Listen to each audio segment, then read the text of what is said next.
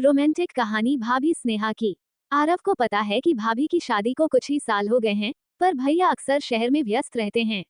स्नेहा भाभी अकेलेपन की चादर ओढ़े हर दिन हवेली के आंगन में तुलसी को पानी के घाटों पर बैठी थी और फिर धर्मशाला बरामदे में बैठी थी। एक दिन आरव ने धीरे से पूछा, भाभी आप खुश हैं ना? स्नेहा मुस्कानाई, खुश तो सब होते हैं आरव, पर कभी कभी दिल कुछ और ढूंढता है। आरव को अब समझ में आया कि उस मुस्कान के पीछे एक पहेली है, एक अधूरापन है। एक शाम बिजली चली गई। मोमबत्ती की रोशनी में स्नेहा ने अपनी पुरानी डायरी निकाली और पढ़ी। आरव यात्री पास बैठ गए। लिखती हो क्या भाभी आप? स्नेहा से बोली, जो दिल कहता है वो। आरव ने धीरे धीरे अपनी डायरी से एक पंक्ति पढ़ी।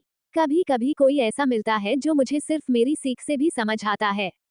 उनका अंतिम आरव की ओर उकेरा। पहली बार वो नजरों का सामना हुआ जो दिल की गहराइयों तक उतर गया। उस रात बहुत कुछ नहीं कहा गया, पर महसूस हुआ सब कुछ हो गया। उस रात के बाद कुछ बदल गया। अब आरव और स्नेहा भाभी की गर्लफ्रेंड एक दूसरे को इशारा कर रही थीं। न वो कुछ और बोलती, न आरव सवाल करती, फिर भी हर मुलाकात में एक गहराई बसती जा रही थी। एक दिन बारिश हुई। भाभी बरामदे में शिखर वाली जगह हाथों से जोड़ों का एहसास करती रहीं। बाल बड़े थे, चेहरे पर एक अलग ही चमक आ रही थी। विश्वव्यापी ऐतिहासिक दृष्टि से देखा जा रहा है। मनोवक्ता ये हो गया। बारिश अच्छी लगती है ना? भाभी मुस्काने, बहुत। ये वो ख्वाबों की तरह हैं जो कभी पूरे नहीं होते, लेकिन फिर भी मन को सच्चे देते हैं। आरव उनके पास आए और धीरे से बोले, कुछ ख्वाब अगर पत्रकारिता रह भी गई, तो उन्हें क्या जीना मना है भाभी? स्नेहा की आंखों में एक गहरी चमक थी। वो कुछ पल आरव को रुका हुआ, फिर से नजरें झुकाकर, तुम बहुत अच्छे हो, पर कुछ भिन्न बस संकेत के लिए होते हैं, अभिनय के लिए नहीं। लेकिन दिल का इशारा क्या है? अब रोज सुबह तुलसी के पास पानी दे भाभी के साथ। कभी कभी वो उनकी किताबों के पैकेट, कभी कभी पुराने गाने बजाते हैं। हर बार भाभी की मुस्कान थोड़ी और सच्ची लगती है। एक दोपहर, जब सब बच्चे सोए हुए थे, आरव और स्नेहा छत पर बैठे थे। सामने आसमान में बादल थे और दिल में हलचल थी। आरव ने धीरे से अपना हाथ थामा। भाभी, अगर ये पाप है तो मैं इसे हर जन्म में जीना चाहूंगा, क्योंकि इसमें सिर्फ आपकी इज्जत है, आपकी परवाह है, और वो प्यार है जो कभी जुबान तक नहीं आता। भाभी की आंखों से एक आंख बह गई।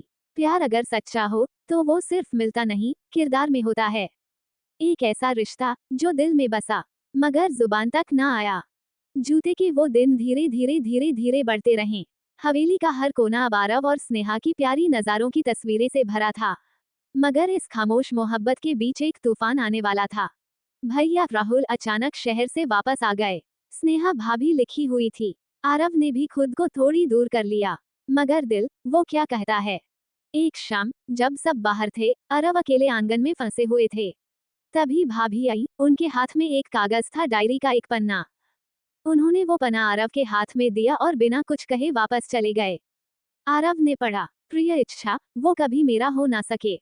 इज्जत की, वो हमेशा मेरे दिल का सबसे पाक कोना बना रहेगा। अरे, तुमने मुझे वो दिया जो कोई नहीं दे सका, समझ, सम्मान और वो मुस्कान जो मैं भूल गया था। आरव की जोड़ी भर आई। मगर पल, उसके दिल ने फैसला किया, वो प्यार को जुबान नहीं, दुआ में बदल जाएगा। अगले दिन आरव शहर लौट आया।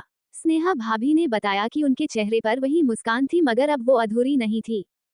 कुछ मोहब्बतें मिलकर पूरी नहीं होती, वो दूर से ही मुकम्मल हो जाती है। 5 साल बाद शहर की एक फैक्ट्री की दुकान में आरवी बुक पलट रही थी।